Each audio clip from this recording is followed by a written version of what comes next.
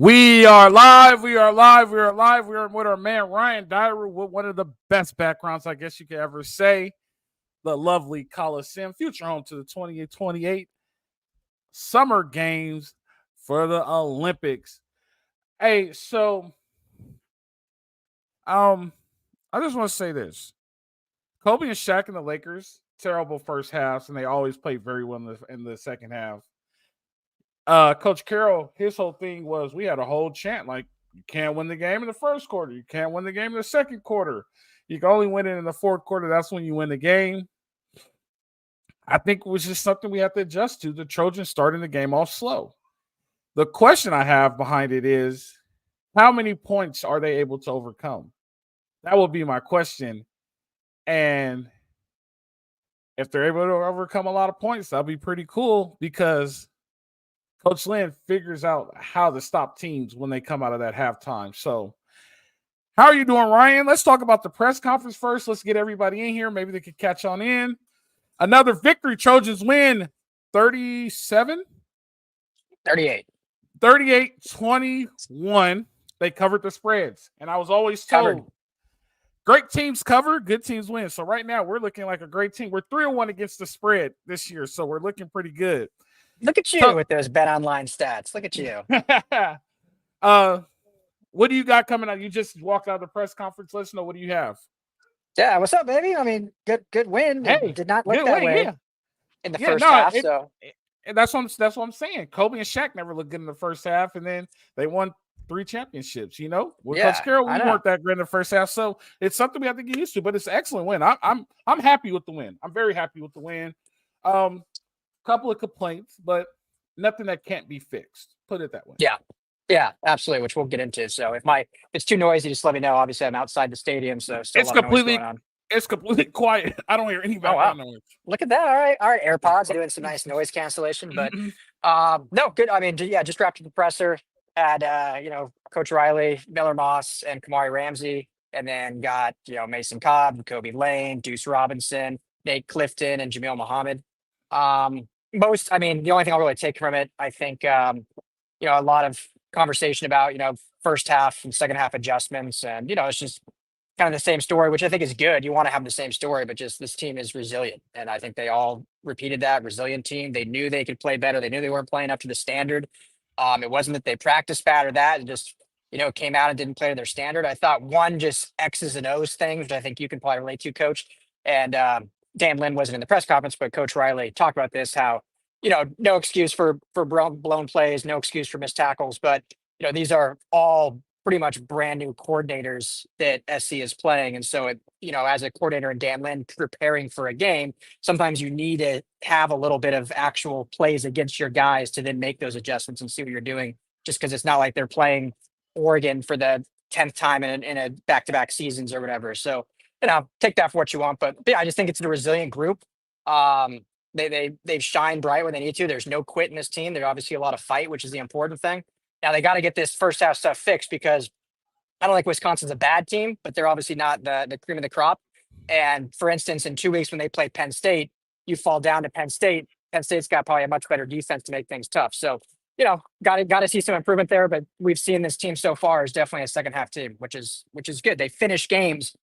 Obviously didn't last week, but overall they finished games in that second half, which they didn't do last year. So I'm gonna get a little educated here. I'm gonna get a little educated, and the reason why I'm gonna get into sports psychology.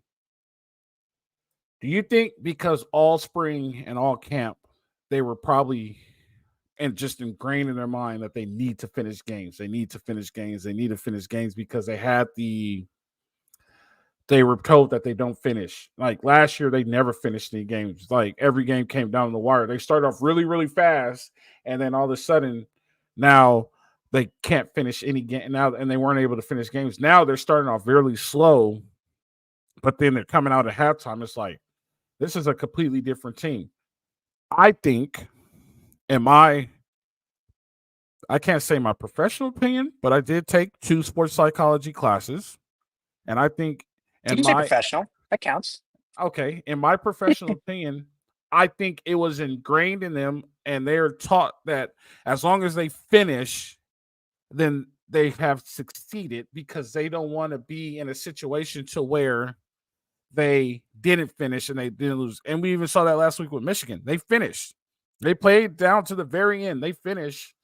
And I think that is a reason why they're starting off a little bit slower because they know we could finish.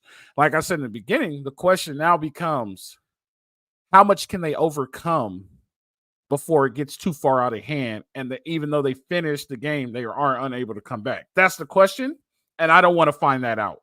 You know what I mean? Like their start, if they a bad first quarter, that's good. Their start needs to be in the second quarter. They need to start in the second quarter and finish through the fourth quarter.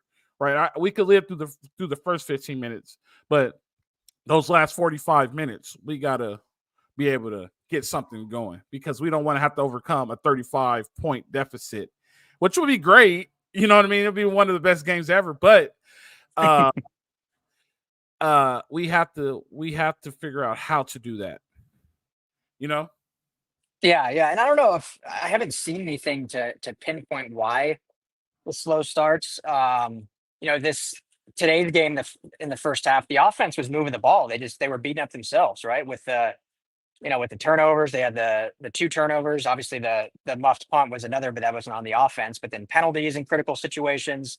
So it's like they were actually moving the ball and like playing fairly efficient. I mean, they almost had 2 times the time of possession that Wisconsin did. They had almost double the plays. They had more yards. Like every statistical category, they were actually leading in the first half, except for the scoreboard. And obviously, a lot of that attributes to 3 turnovers. You have 3 turnovers in the first half. If you're somehow winning, then you're playing a pretty awful team. So credit to Wisconsin, they capitalized on those mistakes. Yeah, I think if you just got to, I don't know if it's one thing, you just got to play clean football. And because I think we've seen this team is going to take some time to get going, to make those adjustments, to kind of get in their rhythm. And I don't think that's actually a bad thing, but you just can't make critical mistakes early that then put you behind the 8 ball and force you to play miraculous, perfect football in the second half. Because, what if you have a turnover in the second half or one misplay in the second half? You want to be able to have, something to fall back on that you're not down every single time. So, I think they'll get it corrected. It was a hell of a second half. I mean, 28-0, 81 total yards Wisconsin gained in that second half. They kept him, I think 103 total rushing yards after giving up, 280 last week. So this is a good huge stat too. KB17 pointed that out, keeping teams under 30 points. That's pretty good. Under 30. And in reality, I mean, again, this is back-to-back weeks. The defense, gives up 20, whatever. It was 21 today. What was it? 27 last week. But one of those touchdowns you can kind of attribute to the offense or special teams. Technically, the defense gave up the 19-yard run, but it was the muffed punt that set Wisconsin up in plus territory. So, yeah, I mean, we'll get into it more, but I mean, just a hell of a second half. I mean, the adjustments they made, the resiliency, and I mean, we talk about playmakers. Jacoby Lane coming out party. Deuce Robinson looked great. Because I mean, there were guys down in this game. Obviously, missing Mekhi Lemon. We know obviously about Bear Alexander. His redshirt decision. But other guys were banged up as Nate well. Clifton. And guys stepped up. Nate Clifton looked good. What'd you think of him? Hey, thought he looked good? Hey, I was just on Jay's show. I said, Jay, who's number 99? And he was like, He said, G-Day. And I was like, no, that wasn't him. I heard the name. Today's 97. Yeah. Yeah. He was like, oh no, that's Nate Clifton. I said, that dude's good. That dude is good. That dude has a get off. So Nate, not to cut you off, Nate Clifton. He's a really, really good dude. He obviously transferred from Vanderbilt. He was in the press conference. And him and Gavin Meyer are the 2 like vets on this defensive line. It's a young room with them too, the 2 transfer guys. And he said, I thought he said something I liked. He basically said, both Gav and I, we didn't come from winning programs, but we know what it takes to win. And so we're trying to instill in these young guys kind of that culture and kind of be the leaders as the old statesmen, if you will. And they're showing that. I mean, they weren't 5-star guys coming over. I mean, he's from Vanderbilt, Gavin Meyer's from Wyoming, but they battle, they stick, they do their jobs. And yeah. And I mean, Nate Clifton looks like he's about 40. I mean, he's a man amongst boys. What year is Nate Clifton? He's for sure a senior. I don't know if he's a redshirt senior, so final year of eligibility, or he has one more, but he's definitely a senior. If he has one more, I hope he comes back for one more year because I think he has a chance to get drafted really high if he keeps playing the way he played today. That dude played great. that dude is like a secret weapon. Yeah. You And know they're what I just going mean? to get better. I think they're just going Did, to get better, which is did he exciting. play in Michigan? Yeah. Yeah. Yeah. He's like out of what during the Bear live show, we were talking reps. He's usually the leading rep getter. It's him and Gavin Meyer, the two. They're technically the two starters on the D line in the interior with So so with Kobe Pepe as well. yeah, so that'd be pretty good. Like if Gavin Meyer has a day, and or one day Nate Clifton has a day. Like so, if Nate Clifton is average and Gavin Meyer has a great day, or if Gavin Meyer has an average day and Nate Clifton has a good day, that's perfect. Like, and we spoke about Gavin Meyer before, so I mean, definitely like that. That's legit. The thing that I like though, Ryan, a lot of teams are trying to establish this. We're going to pound the ball down your throat, and we are like legit not letting them do that. Right? The numbers, you got to be reasonable. I think they ran the ball almost 30 times today, if I'm not mistaken. Wisconsin. Yeah, Yeah, 25 rushes for 106 yards. I'll take that every day of the week, and I'll take 100%. it twice on Sunday. Like they ran the ball 26 times. Teams don't do that anymore. Somebody is eventually going to have to call around the Big Ten, like, "Hey, you can't run on SC. Like you could try to do that. Yeah, 25 for 106, like 55 yards by Tyree Walker, 32, 13. Yeah, so it was a combined 6. Like Tyree only had 55 on 12, 4.6. Like I love it. A year ago, it would have been a track meet, like legit, like, and it would have been with the running back. So I love it. And the fourth down stop like was legit this year. The fourth down stop was legit this year. So Yeah, definitely. Hold on. been, I gotta go ahead and talk. I got a yeah, crawler yeah. who made her way over here. Oh, guest appearance, celebrity guest appearance. Okay, falling Say under hi. the desk. Say hi to everybody. What's up? Is that little Charlie? That is little Charlie. Big Charlie, I should say. Be like double my baby size. But yeah, I mean, that's been I think a big thing too, coach, this whole season. They've been fantastic on fourth down. I don't know their overall season. I don't have it in front of me, but obviously some big ones today. And yeah, they just, they have that mentality. And was it Mason Cobb was talking? I think it was Mason Cobb talking about it and basically said, which is obviously common sense, but they treat it like a turnover, and it is turnover on down. So, you get up for those turnover plays, and I think that makes a huge difference. And they've just been great at it. Yeah, so here's my question, and we have to have this question, and you yay or nay it. But when do we start having the conversation about Zach Branch? And it's not a conversation of he's not good enough. It's a conversation of how do we get him able to be the Zach Branch we know he is. You know what I mean? Like we have to have this conversation. Like we're 3 games in, and realistically, like his best game was LSU. Somebody brought up a good point. He doesn't seem like he has that step anymore. Like today, number 9 ran him down. That should have been a touchdown, in my opinion. When they were down there and he got pushed out of bounds. Like, not saying he's bad, not taking away his athletic ability, but how do we get more production out of him?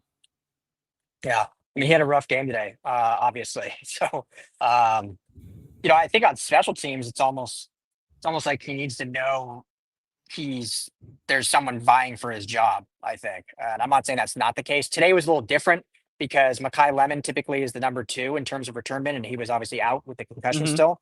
So I know a lot of people are probably like, well, why did they bench him after the 2 bad punt plays and obviously the month? But I think the drop off would have been pretty significant if they were to bench him. I think Quentin Joyner might be that next option. I might like that though. I might like that. Not saying it wouldn't be, but just I think it's worth noting that Mekhi Lemon's usually that backup return guy, and he's obviously out. So for anyone wondering that, but I think that's part of it. I think maybe there needs to be a little bit more. Not saying there isn't. I don't know. We're not in the practice in the meeting rooms, but maybe there needs to be a little bit more push. Like, hey, you're not starting back there this week because of how you played. Like we're going with someone else, seeing what they can do, and maybe that sets that fire a little bit because it's undeniable his talent, but we haven't seen it this year. I think he's gotten better as a receiver.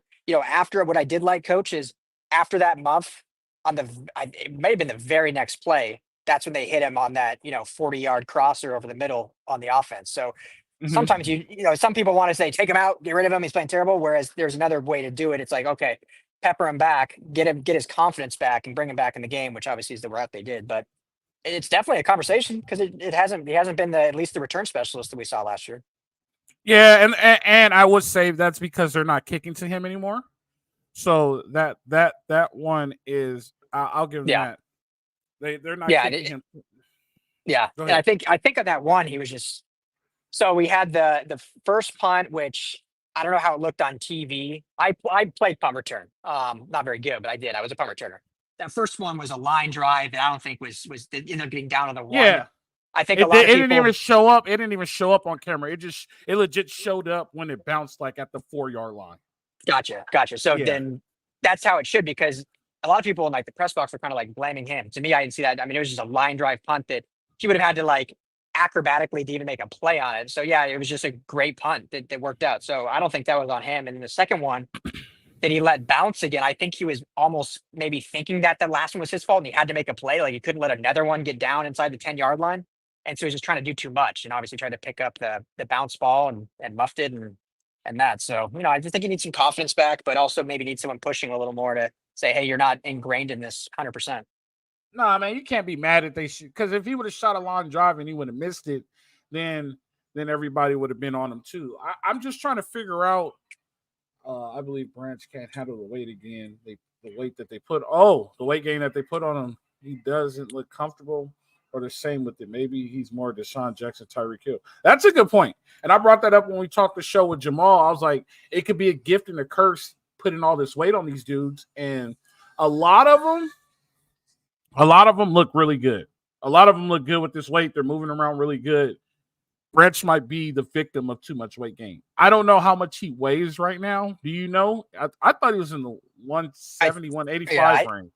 I think it was only like 5 to 7 pounds, but I mean that could still have a difference. I mean it's definitely worth it's worth exploring if that's the thing. Who knows? But yeah, I'm not sure. I think more of it Yeah. might just be confidence and lack of opportunities. I think last year because he was a freshman and so new, teams just kept kicking to him, and so he would kept catch him off guard.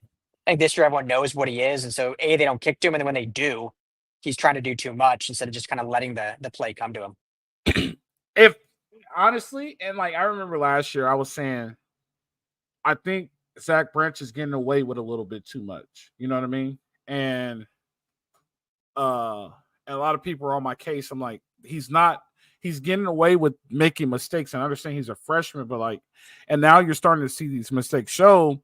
And now that he's a sophomore, people aren't accepting it. Like he shouldn't be allowed to do that anymore. Well, if I've been allowed to put my hand in the fire, I'm gonna keep my hand in the fire and keep it there. So I just don't know. Like, I'm not saying that we need to bench him. That's not the end all be all, but we need to find a solution to where he could be really good because we could keep him there because he could be a viable piece in one game.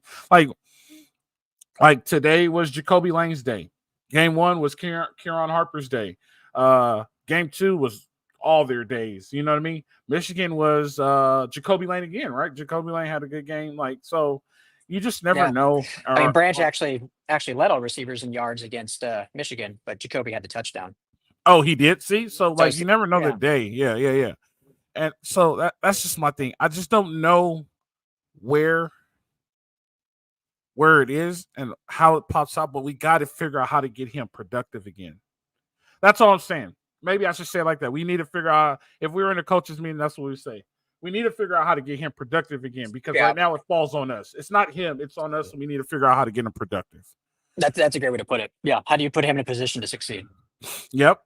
There you go. We got to put our players in the best position to be successful. And I don't think he's in the best position to be successful right now.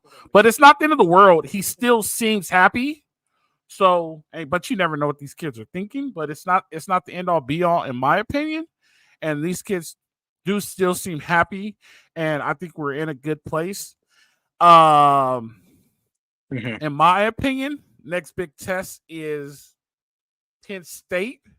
But also, they have to go on the road and play Minnesota. Minnesota next week, yes, sir. We took Michigan to the brink. They were getting blown out and brought it back. They should have beat Michigan. I didn't get to watch the game at all, but I saw it was 24-3, and then they ended up losing 27-24 or something. Did you see the fact that they had an onside kick and they called it offside when Michigan recovered it? And they said he was offside and he was not offside? No, I didn't. Yeah, it's getting Wait, out of hand. Minnesota recovered it? Minnesota recovered and they called it offside. Oh, wow. That's brutal. It's getting out of hand. And I posted something. I don't know about this Big Ten move, bro. I'm not happy with this Big Ten move. I prefer to go to the Big 12. Like, I posted something on the LAFB Twitter, like a legit block in the back. It was clear, hands on the numbers on the other side of the line of scrimmage and right in front of the head linesman. Yeah. Didn't say anything. Didn't throw the flag, nothing. Dude broke out for 7 yards. I'm like, this is insane. They called in the fourth quarter.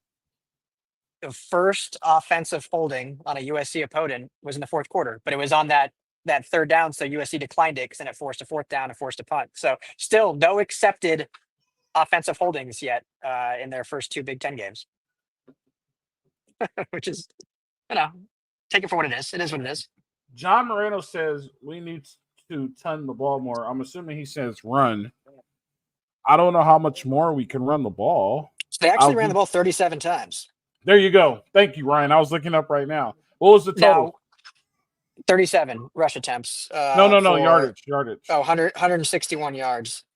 161. So I think to John's point, there were moments in the game where maybe they got a little too pass centric, but I know, and I think probably 6 of those runs came on that last drive, but still they ran the ball basically 30 times in totality of the game. And in a Lincoln Riley offense, that's what you're going to get. I don't think anyone can be asking for more than that. So everyone's got to understand too, like this is what the offense is. They want to run the ball. We've talked about that a lot, but you're not going to be a 45 run team. I mean, if you get 25, 30 runs a game, that's the sweet spot. You're looking pretty good.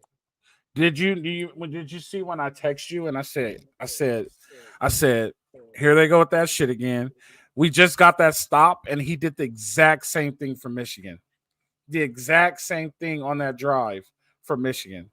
I don't know if we just got the stop or it was we scored and then got a stop, got the ball back, and people were talking the press. I don't know. I didn't have as big of a problem with it because it was basically that screen pass, which, as we've said, Riley views that as an extension of the run game, whether you like it, hate it, whatever. That's considered a run play for them. Screen pass that Joyner dropped. Then they did run one up the middle, and then it was 3rd and 9, and they went for a first down and did the passing play. So I'm not saying it was great.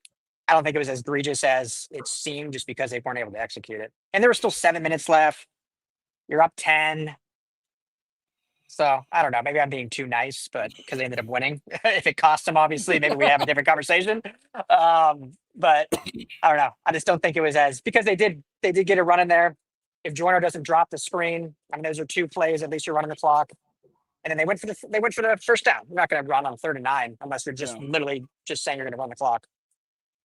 Did we get a Colin Cowherd appearance in the press box for this game? I didn't see him today. No.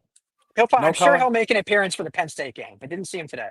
Is he in the press box? No, he literally comes as a celebrity and just walks around, says hi to people, and then goes to his suite. He's never there working. He's not a celebrity though. He is in the media world. Oh, really? Oh yeah, in the media world, he's one of the top dogs. So he'll do it. I've seen him twice. I think he'll walk in, do some daps to everyone, say what up, and then goes to his suite probably. Yeah. So what did that just say? Let's say Bama's dominating Georgia. It's 21-0. Georgia has to turn the sticks over. Dang. All right. I knew. Let's see. Coach, do you think Virginia State caught the ball last night against Virginia Tech? I thought it was a clear catch. It was a catch. That was kind of bad too. Did you see that play? Yeah. End zone? It was a catch. I mean, it's 28-0 now. Nothing. How far does Georgia fall? Did they get that SEC love and just fall to 5 because Alabama's good? Or Ole Miss lost today too, though. Ole Miss lost, yeah. So SC realistically could be top 10. Even I don't want Wisconsin wasn't ranked. I'm not saying they should. I'm just saying they could. They were 13, right? Yeah, they definitely could. Let me pull the rankings up real fast. They I don't probably think they will. They'll probably move to like 11 or 10. I bet. they're gonna put them at 11. I don't know what it is. I don't know what it is. Maybe somebody could tell us why doesn't anyone like SC? You know what I mean? Like because look, this is It's why the it hate us doesn't. because you hate us thing. I It's got you, but LA. this is why it doesn't make sense to me because it doesn't make sense to me because they love Oregon. You know what I mean? Like they legit love Oregon. Oregon can't do no wrong in their eyes, but they It's I don't all know. to me, and I didn't go to SC, so maybe you could speak more. But to me, it's all about region. Like Eugene, Oregon, is a small college town. Cool, they have Nike owner, but it's a tiny LA. No one, if you're not in LA, no one likes LA. I got you. You We don't. got a If you don't call. live in LA, everyone's beat LA.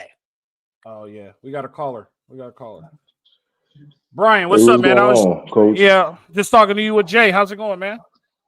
Yeah, everything's going well. Yeah, for some reason, everybody that lives on this side, of the United States, especially in the South, don't like SC. I'm in the South. I live in the state of Alabama, so I catch it on all ends from all angles. They really couldn't stand that Pete Carroll era.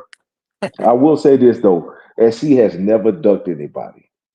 And I think for some reason, for the most part, we get some respect for that, but they don't think that football is played out on the West Coast. So that's why we get the hate we got. We get period. But I don't, I don't, I don't understand go how they ahead. say that because we went to Auburn, beat them in Auburn. Right, We beat them in right, Arkansas. Like I don't right, understand why they say that. right. But and they've been bleeding, Cali dry for the longest. But that game last night, Tech and Miami, I caught the tail end of it. V Tech got cheated in that game.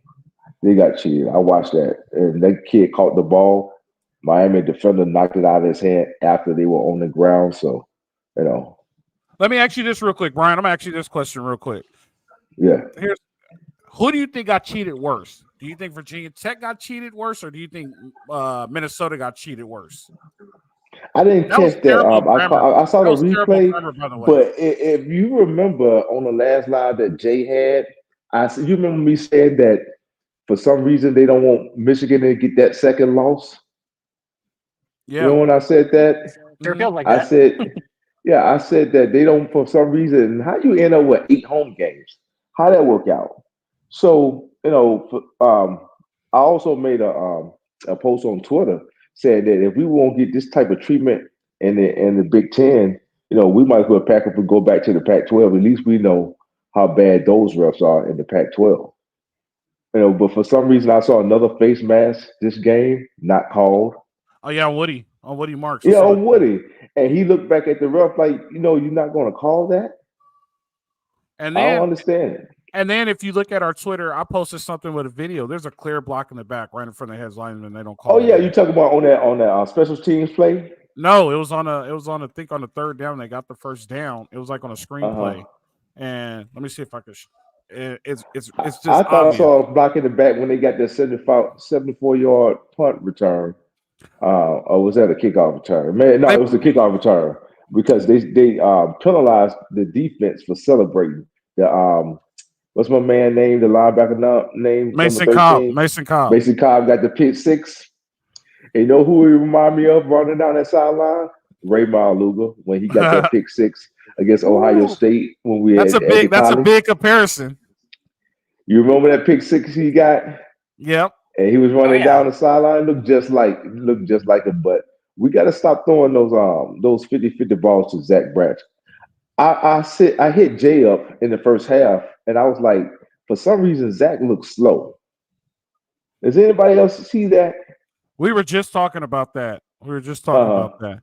And Uh somebody huh. said it could be because he gained a lot of weight. And That might be it. we did a show talking about, the weight gain could be positive, but it also Uh could huh. be negative. And that might be one of the things that happen Uh is huh. that it might affect him because he might have a little bit too much on him. So we Right. don't, and I don't know, but like I said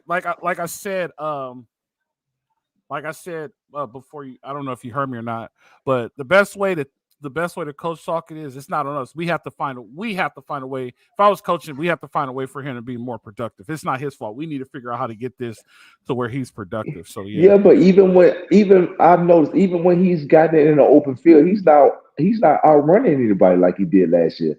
Now I understand they getting them big, they got everybody bigger so we can compete and take those blows in the Big Ten. But for some reason, he looks extremely slow. He don't have that burst like he had last year. Go back there and watch a lot of those, kickoff returns and those punt returns. He had a burst last year. You would think he would be more powerful because you build up your quads. And I saw one clip of him running on a treadmill. He was running like 26 miles an hour. Now I don't know if that was pre-weight gain, but for some reason, man, he looks real slow. I mean, extremely slow, man. I'm like, man, I'm looking for him to break one, and you got linebackers catching him. And true, now to be fair, they had an angle, but I'm like, man, turn him on. I'm looking for him to really explode. And I really could tell in that Michigan game, he was real hesitant, not catching the ball. And for some reason, it was weird in the first half. He let that ball roll down to the 1 yard line. I'm like, pick it up, Zach. What's going on? Everybody was sleepwalking in the first half. But again, I like the adjustments that the defense made. We got two valuable pickups in the offseason. One was Lynn, and the other one was Woody Marks. Woody's great. So there's a bet right now between us on Salute to Troy, and I'm Team Woody, and we said who's going to be the best transfer running back out of the first year camp for Oregon. Who's the bet with? I was the one that said originally he's the best transfer. You did? So Jamal thinks it's Marshawn Lloyd. I said it's Woody. No, it's Woody. It's Woody. I said it's for sure. Hey, Woody. and here's the thing, Coach. It's not even close. Right now it's close, but it won't be close at the end of the season. Woody made, even though we lost that game, man, that play he made on that defensive lineman at Michigan, which I think we got holes last week anyway, where Miller went to throw it and they hit his arm and he went, and that takes a lot of effort, man. That kid is gritty and you could tell he wants to win. That's an effort play. Did you know Woody? Woody Marks. You know Woody Marks last week. Last week, Woody Marks averaged 7.7 yards a carry against Michigan's defense. And I really wish that Lincoln would have ran that ball on that last possession we got. Well, the second before the last possession that we got, when he was throwing, he threw like two screen passes that went nowhere, went incomplete, and it ran no time off the clock last week. But I'm like, man, look, line up and get that ball to Woody Marks. He's tough. When he hit that hole, he got both of those hands on that ball, and he has an explosion. Listen, go look at the comparison, man. The impact that Woody Marks had versus Marshawn. You don't have to convince me. You don't have to convince me. And you want to? And here's the scary part. And I'll get you out of here. Thank you for joining. Okay. Here's the scary part. Quentin Joyner is better than both of them. I can believe that, but I think he just needs some more experience. I think Joyner just needs some more experience. And I like that run that the big back we had. The guy, what's Jackson. The kid name? I like that he had a tough run that got a first down there in the fourth quarter. So he's a true freshman. You think Thunder and Lightning's on the way back? You think Thunder and Lightning's on the way back? He reminds me of Lindale. He reminds me a lot of Lindale, and Jacoby Lane reminds me of Dwayne Jarrett. Listen, that's our next big receiver going in the draft. It's going to be Jacoby Lane. That kid's going to be first round, just like Drake London was. But I appreciate you having me on, Coach, man. Yeah, no problem. Hey, go like and subscribe our channel on YouTube, man. I know you're most definitely one of Jay's referrals, and I appreciate you guys coming on. Thanks. All right, thanks, Brian. Man. Fight on. Yep. Thanks, Brian. Appreciate you. Hey, Logan's in. Logan, how you feeling today, Logan? Logan, how you feeling today? I can't see the chat since I'm on my phone. I know. I like this. Logan I don't know when he jumped in, but Logan's in here. First one say, what's up, Logan? Logan, are you in a good mood? Are we going to have a better chat this time than last week? I'm sorry. Really good. All right, Logan's in a good mood, ladies and gentlemen. We're all good. Thanks, Logan. I appreciate you. Love it. Win, baby. Hey, real quick, and then I might just love it, Logan. Let's talk about this quick, and then I might have to bounce because I got to go finish writing my article and then get home to my family. All right. And you can keep rolling. But we got to talk about Miller Moss. I mean, did he just have? I mean, I don't want to get ahead of ourselves. He's clearly in the Heisman conversation. He should be. But I think after this second half, I'm not saying he's the front runner, but you think he's top 5 Heisman conversation now? I mean, that was a hell of a second half. The grit he shows, and I keep seeing. I don't get this. I keep seeing. Not everyone, but I'll see on Twitter people saying like, "All right, it's time to move on. Let's see what Jade Maeva has." Like, I don't see that. Even when they were down, like, he was strip sacked, but it wasn't like it was a blindside blitz. They got him. The Elijah Page missed the block. So here's the problem. And the problem is that people don't watch our show because I said this. I said you're going to see a different offense out of Miller Moss from Lincoln Riley this year. You're going to see a completely different offense, and that's exactly what you see. Miller Moss is a pocket passer. He's not going to run. He ran a little bit today, though. I think he might be, though. He might get his running privileges taken away. Yeah, hit the O with the spin move, and then pick a nice hit. Yeah, I think he might get his running privileges taken away. But I will say this: like, you're going to see a different offense. The same amount of yards are being put up. They have 400 yards of offense, right? You're just not seeing the points. And the reason why you're not seeing the points is because it's taking longer for them to score.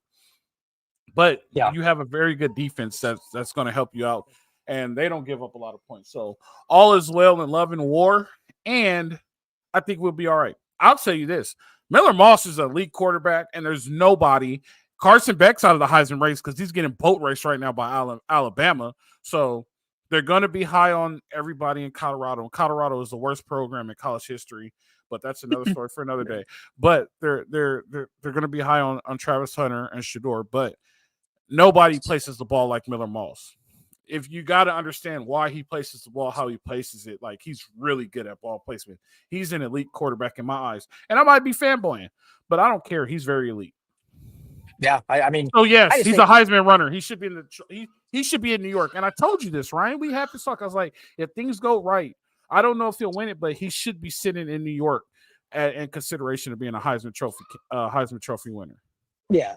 I mean, they still got 8 games to go, but I think through 4 games, he's certainly in the conversation. I mean, finished today 308 with 3 touchdowns and a rushing touchdown, so 4 total touchdowns. And I think what's more impressive, and stats aside and whatever, and ball placement's great, but I think it's clear his leadership and his poise, never flinches. I mean, how many quarterbacks going down 21-10 come out and put on that second half that he did? And obviously it takes a whole team and the defense, what we talked about, but I just think he's shown so much his grit and poise, which is, I think, really, really impressive. No, 100%. Logan thinks we need to win 9 games to show improvement. Logan, I'm gonna disagree with you on this. A lot of recruits here today.